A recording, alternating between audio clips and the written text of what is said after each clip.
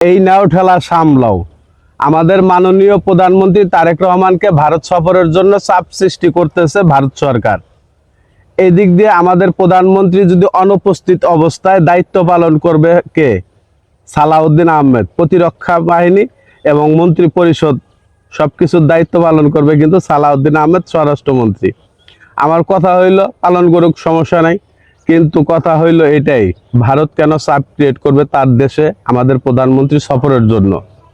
এবং ভারতের সাথে আমাদের সম্পর্ক অবশ্যই সুসম্পর্ক চাই, কিন্তু সেই সাথে এটাও চাই যেন আমাদের বাংলাদেশের যে অমীমাংসিত যে ঘটনাগুলো আছে এগুলোকে যেন সমাধান করা হয়। দেশে বছরের পর বছর সরকারের পর সরকার চেঞ্জ হচ্ছে, কিন্তু ভারতের সাথে যে আমাদের অমীমাংসিত যে জিনিসগুলো আছে সেগুলো হচ্ছে না। আমাদের তিস্তা পানি ঠিকঠাক মতো পাচ্ছি না, তাদের গঙ্গায় এখন পানি অনেক বেশি বেড়ে গেছে। এখন মনে করেন তারা ফারাক্কার বাঁধ সবগুলো খুলে দিতে চায়। খুলে দিলে কি হবে? বাংলাদেশ কিন্তু পানিতে ডুবে যাবে। বিহারের মুখ্যমন্ত্রী যে ফারাক্কার বাঁধ সবগুলো খুলে দাও, খুলে দিলে কি হবে? বাংলাদেশ পানিতে ডুবে যাবে। এই যে দ্বিচারিতা, তিস্তায় পানি দেয় না, আমাদের সীমান্তে তারা বিভিন্ন সময় বিভিন্ন ধরনের উস্কানিমূলক কথা বলে।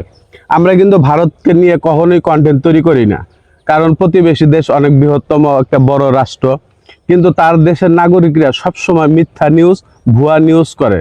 আমাদের রংপুরের ঘটনায় 4 জন যে ঘটনাটা ঘটছে, তো সেটা আমরা চাই সুষ্ঠু বিবেচনা করে আইনগত ব্যবস্থা নেওয়া, এবং আইন শৃঙ্খলা বাহিনী, তারা প্রশাসন কি এটাকে ব্যবস্থা নিচ্ছে এবং তারা তদন্ত চালাচ্ছে।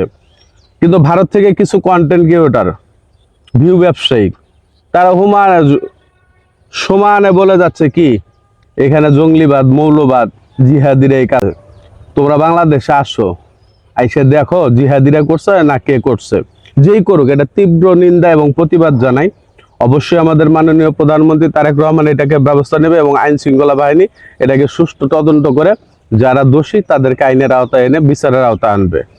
কিন্তু ভারত থেকে এইভাবে প্রতিনিয়ত উস্কানি দেওয়া হচ্ছে। ভারতে আপনারা গরু খাইতে দেন না, মুসলমানরা খায় না, মসজিদ ভাঙেন, এই ভাঙেন, সেই করেন, কোনো সমস্যা নেই। আমরা কিন্তু বাংলাদেশ থেকে কখনোই এগুলা ভিডিও করি না, কিন্তু যারা কন্টেন্ট ক্রিয়েটর আছেন অবশ্যই জেনে শুনে এই ভিডিওগুলো করবেন। তাছাড়া কিন্তু দুই দেশের সম্পর্কটা, মাননীয় প্রধানমন্ত্রী এবং নরেন্দ্র মোদী সবাই চাচ্ছে সম্পর্কটা ভালো হোক। শুধু কিছু কন্টেন্ট ক্রিয়েটরের জন্য সম্পর্কটা অবনতির দিকে যাচ্ছে।